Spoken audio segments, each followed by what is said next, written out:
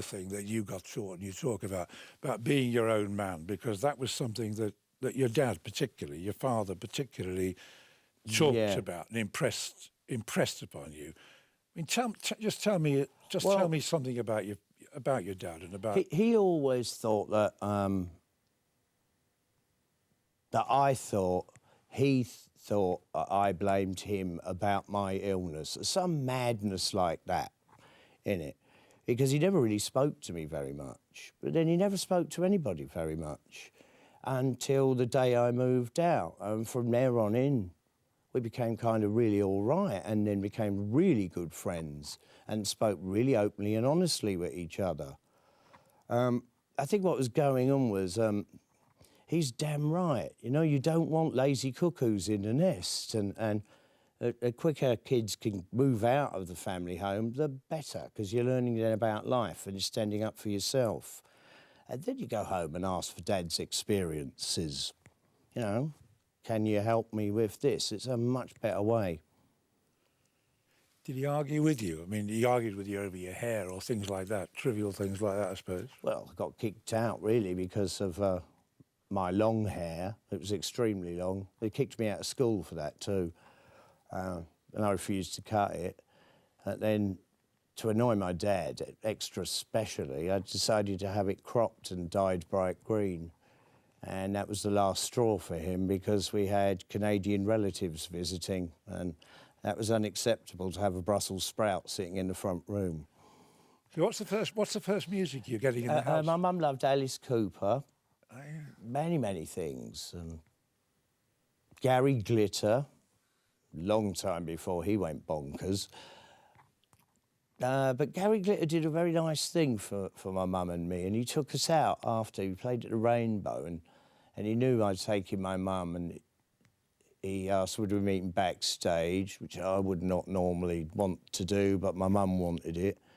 And he took us out to Tramps, and we met Georgie Best, and that was heaven. There was a most excellent football player, and I think really horribly hammered by the media, the pressures of all of that. I mean, a lot at fault within inside himself, but the strains all of that can put you under. That was a good soul eaten alive by land sharks. Your parents never saw Sex Pistols? Oh, yes, they did.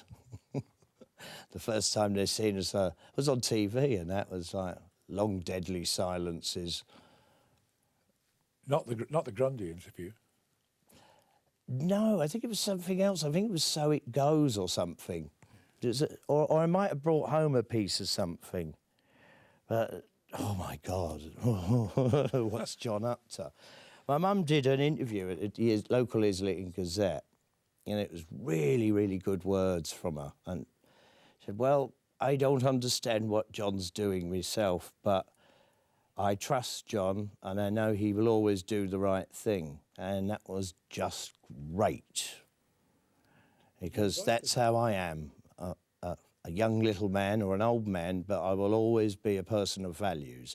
I don't do anything to hurt anyone. I will steal from no one. I will copy from no one. I don't need to.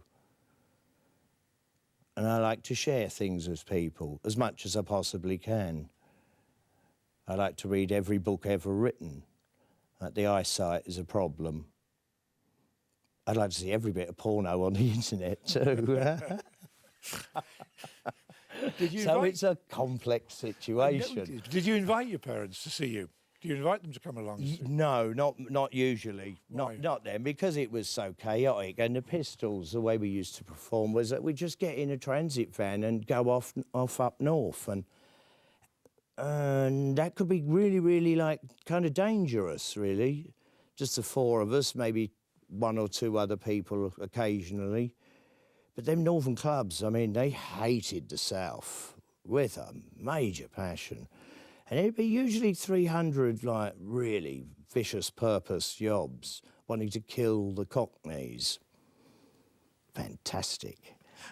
What an upbringing. We won them over.